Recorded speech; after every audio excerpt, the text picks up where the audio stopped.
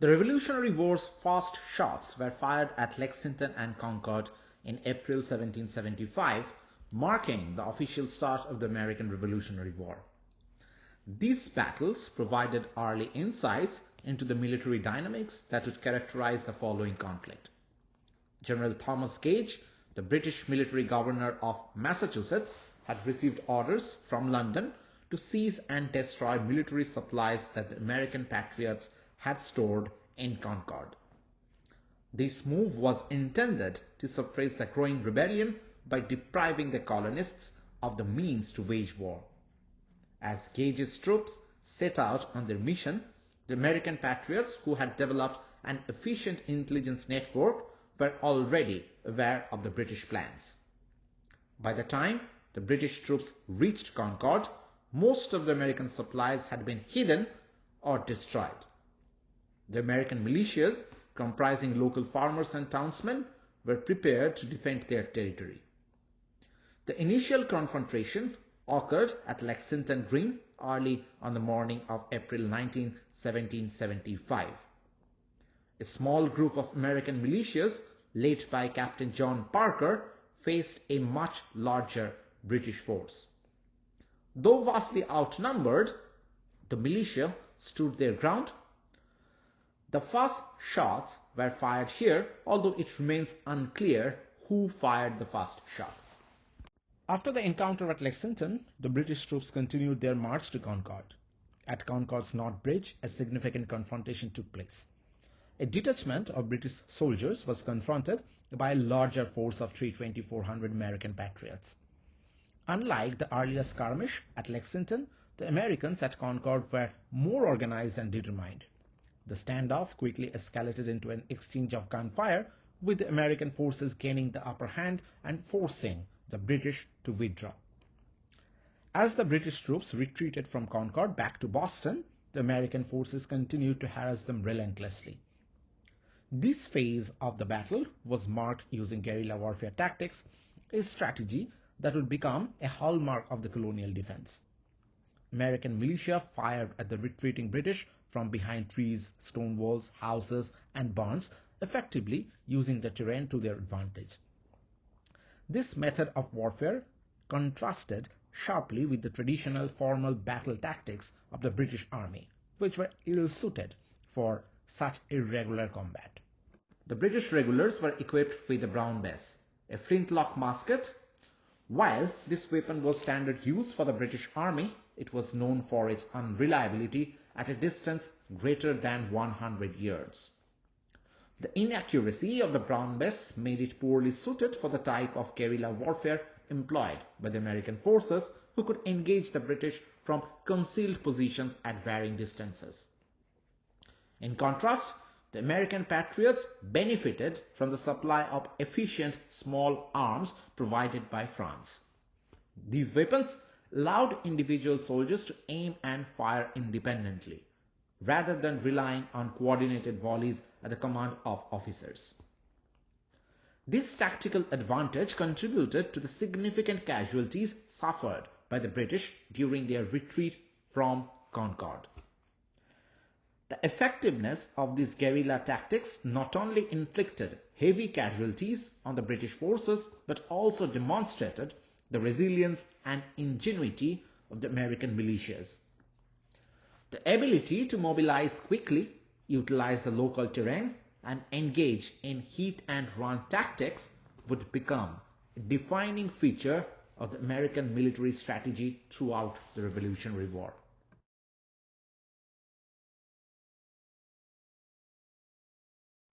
As the war raged on, the Second Continental Congress grappled with a blend of war and diplomacy. Convening in Philadelphia in May 1775, just weeks after the battles of Lexington and Concord, the Congress faced an entirely new reality. Unlike their predecessors, who had merely coordinated resistance to the intolerable acts, this Congress had to manage an outright war. One of its first significant actions was to formalize the gathering of militia units around Boston into the Continental Army. To lead this new army, they appointed George Washington, a 43-year-old Virginian with military experience and a calm authority that inspired trust. This move emphasized the need for intercolonial solidarity. Amidst war preparations, Thomas Paine's pamphlet, Common Sense, emerged, challenging the notion of kingship and advocating for complete separation from Britain. Paine's hard-hitting arguments resonated deeply, leading assembly after assembly to instruct their delegates to vote for independence. On July 4, 1776, Congress adopted Thomas Jefferson's Declaration of Independence. This powerful document, with its fervent and inspiring language, has motivated and challenged Americans ever since. The Second Continental Congress assembled in a city buzzing with urgency. They faced immediate need to organize and sustain a fighting force. Recognizing the impromptu militia units around Boston as the Continental Army, they appointed George Washington as its commander, highlighting the need for a united front. Believing that North Americans were universally discontented with the British rule, the delegates launched a bold but ill-fated campaign to free Quebec, hoping for French-Canadian support. This mission, however, ended disastrously, underscoring the immense challenges ahead. Financially strapped, Congress sought help from Europe and authorized the printing of $2 million in paper bills, despite lacking the means to back them. They also sought alliances with Native American tribes and attempted to regulate the Indian trade. Despite rejecting the goal of independence, the actions of the Second Continental Congress in the summer of 1775 reflected a body acting like a sovereign national government. They organized an army, launched invasions, sent diplomats abroad, issued currency, and managed Indian affairs. In a last-ditch effort for imperial unity, Joseph Callaway proposed a plan for parallel legislatures for Britain and America under a common king, similar to Benjamin Franklin's earlier Albany Plan of Union. However, this idea found little support. Instead, Congress sent the Olive Branch Petition to King George, seeking a return to the pre-1763 relationship. The king, noting their actions, refused to entertain the petition and declared the colonies in outright rebellion. His ministers hired German mercenaries and continued their plans to subdue the American colonies by force. The decisive actions of the Second Continental Congress laid the foundation for the United States' future governance and military structure. By organizing the Continental Army and managing diplomatic efforts, they demonstrated a capacity for united action crucial in the fight for independence. As the call for independence grew louder in the colonies, a pamphlet titled Common Sense made a significant impact in January 1776. Its author, Thomas Paine, was an English radical who had faced many setbacks before arriving in Philadelphia in 1774. The ongoing imperial crisis gave him a new identity as a revolutionary writer, and he would go on to play a crucial role in both the American and French revolutions. Unlike previous pamphleteers who quoted philosophers and theorists, Paine drew his arguments from the Bible and the common sense of ordinary Americans. He supported popular demands for political equality and liberty, suggesting that ordinary people could judge their institutions by reason, just like European philosophers. Paine mocked the idea of hereditary power because all men were originally equals, and no one by birth had the right to rule over others. Paine did not just criticize British rule, he questioned how returning to the old system could make up for the suffering at Lexington and Concord. He concluded with a visionary statement, predicting a significant role for the new nation and urging Americans to create a refuge for freedom, which he believed was disappearing around the world. Common Sense became incredibly popular, selling as many as 1,200,000 copies within 3 months. Paine's strong language, shocked many who were used to more respectful political discourse, but for those who read it, common sense broke the psychological ties to the idea of kingship. Even as the momentum for independence grew, the Second Continental Congress hesitated. Several middle colonies were not yet ready for such a drastic step, and other colonies were unwilling to move forward without unanimous support. This hesitation continued until June 7, 1776, when Richard Henry Lee of Virginia introduced a resolution declaring, and I quote, that these united colonies are and of right ought to be free and independent states. End of quote. Instead of debating Lee's resolution immediately, Congress decided to form a committee to draft a formal Declaration of Independence. This committee included John Adams, Benjamin Franklin, Roger Sherman, Robert Livingston, and Thomas Jefferson.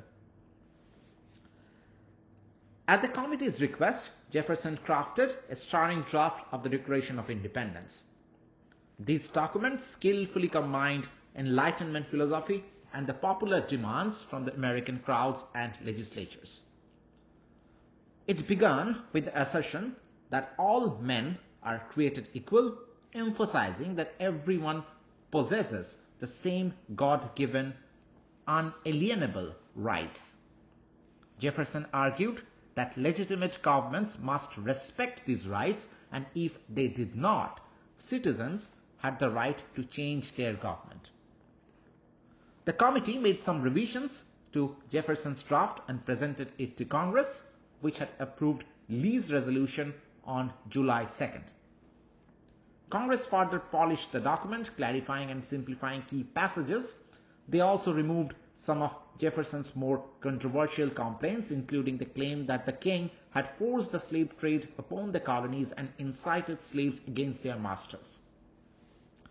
While Jefferson was deeply resentful of these changes, he chose to set aside his grievances for the sake of unity. On July 4, 1776, the delegates of the Continental Congress adopted the Declaration of Independence, fully aware of the severe consequences for committing treason against the British Crown. They signed the document in the weeks that followed, marking a bold step toward the creation of a new nation.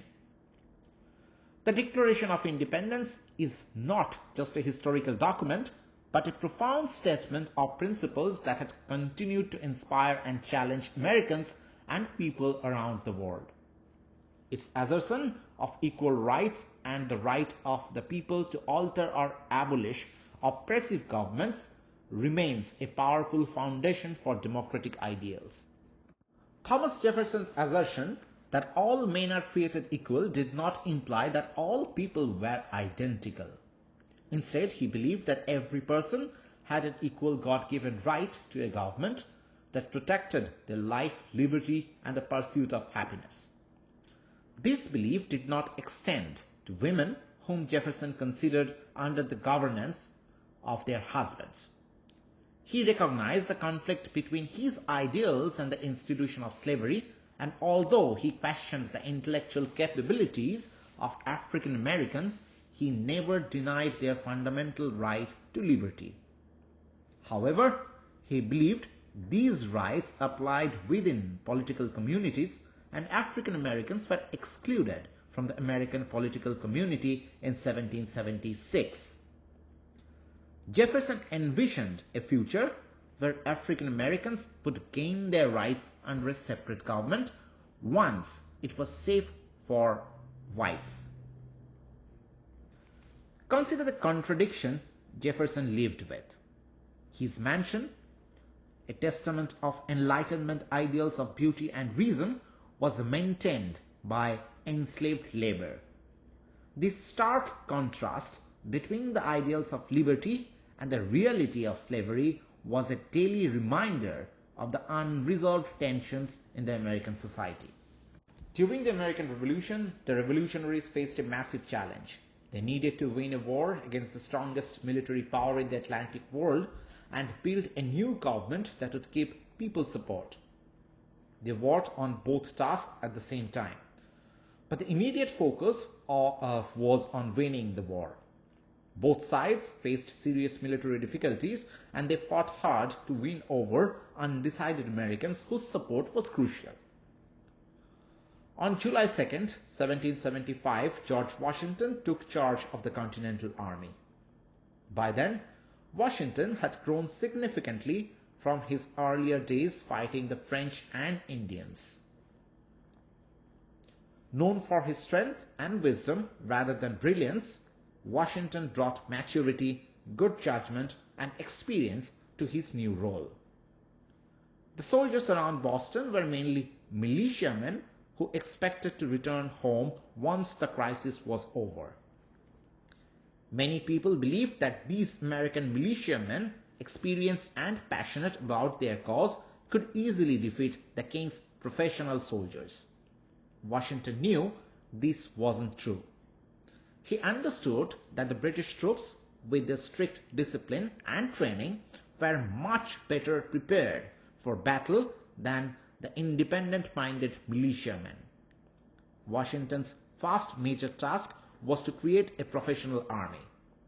This meant training soldiers to follow orders and work together efficiently, which was difficult for an army committed to the idea of liberty.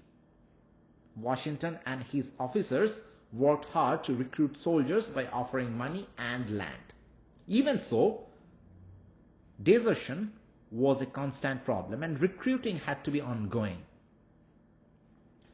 Because the war was so expensive, both armies were relatively small, and major battles often involved fewer than 2,000 to 3,000 soldiers on each side.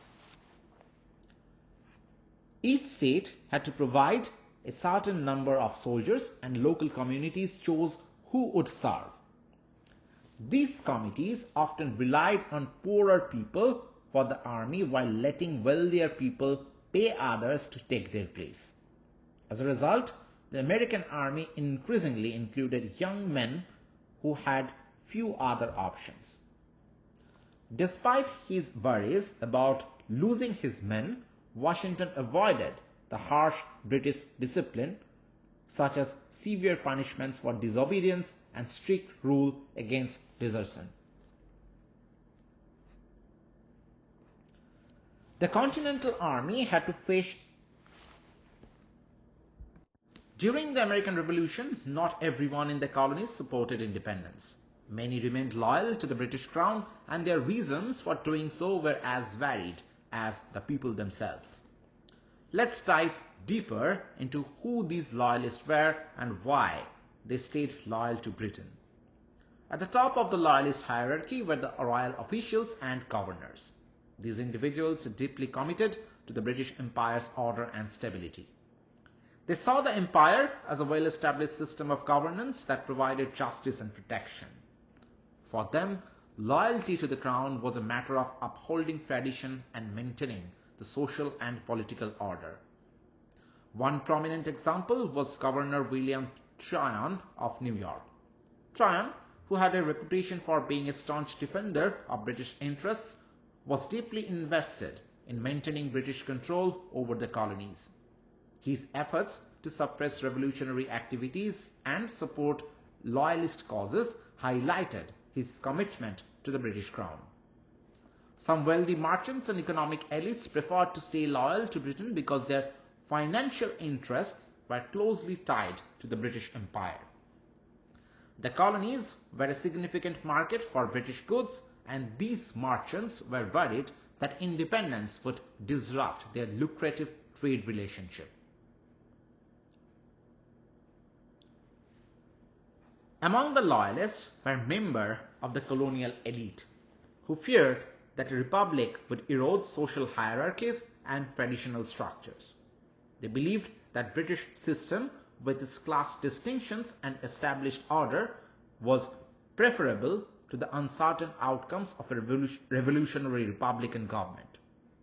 For example, Thomas Hutchinson, the former governor of Massachusetts, was a vocal loyalist who worried about the impact of independence on social order.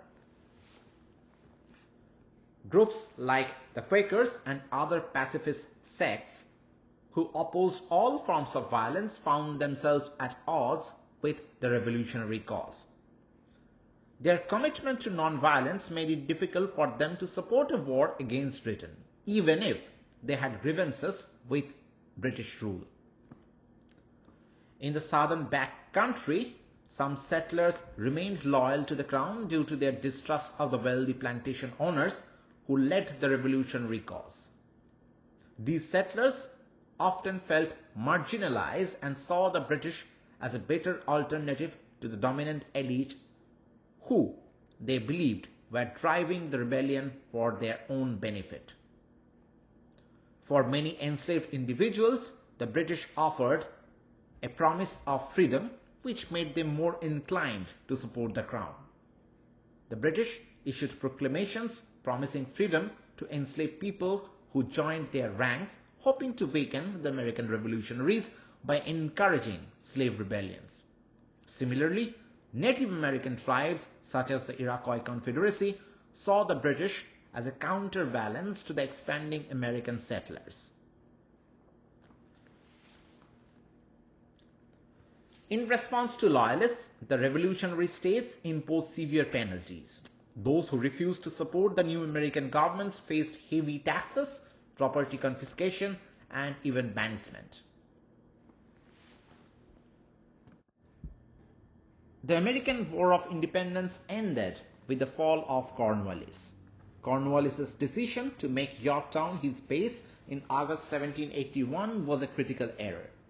Located on a peninsula between the York and James River, Yorktown was isolated from British supply lines and vulnerable to both land and sea attacks. Cornwallis's hope for a fresh start and resupply was prevented by unforeseen circumstances. The French played a pivotal role in the final stages of the war. The French fleet arrived from the West Indies and effectively blocked British access to the Chesapeake Bay. Meanwhile, Washington and his French ally orchestrated a swift and strategic movement of their troops southward. The successful siege of Yorktown began in September 1781. The combined French-American forces laid siege to the Cornwallis' position, employing a relentless bombardment that pushed the British forces to their limits. The fall of Cornwallis at Yorktown was not merely a military defeat, but a turning point in the war's political and psychological dimensions. Cornwallis' surrender represented the culmination of a series of strategic errors and highlighted the effectiveness of the Franco-American alliance. The victory at Yorktown had profound implications, shifting the balance of power and significantly impacting British morale and political will. Despite Yorktown's decisive impact, the war did not end immediately. British forces remained in other key locations such as New York and Charleston. However, the political climate in Britain had changed. The loss at Yorktown had exhausted British resources, leading to a significant shift in the government and policy. This transition shifted priorities in Britain and set the stage for negotiations.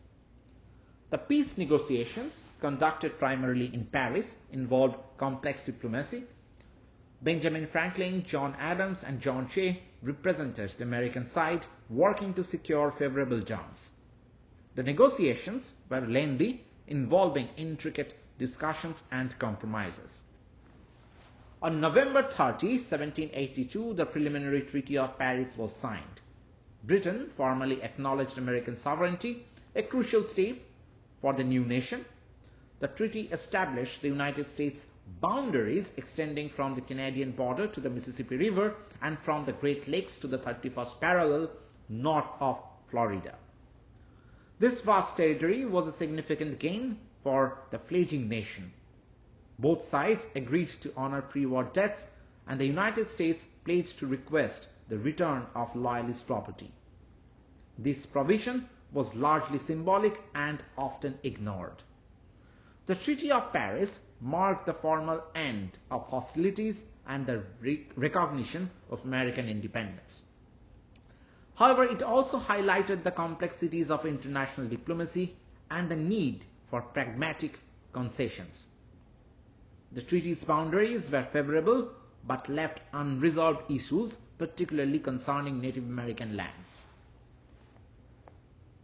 The final treaty, which included agreements between France and Spain, was signed on September 3, 1783.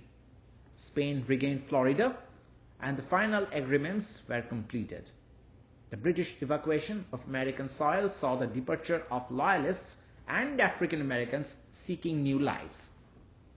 Over 30,000 white Loyalists and approximately 20,000 African Americans were relocated to British territories including Canada and Sierra Leone. This mass migration was an important reminder of the war's impact on various groups and the challenges of rebuilding a nation after conflict. The Treaty of Paris and the subsequent evacuation of British troops marked the formal end of the American Revolutionary War, but also underscored the complexities of peace and human cost of the conflict. The relocation of Loyalists and African Americans highlighted the personal and societal upheavals that accompanied the end of the war. The conclusion of the Revolutionary War and the Treaty of Paris set the stage for the establishment of the United States as an independent nation. It marked the end of British colonial rule and the beginning of a new era in American history.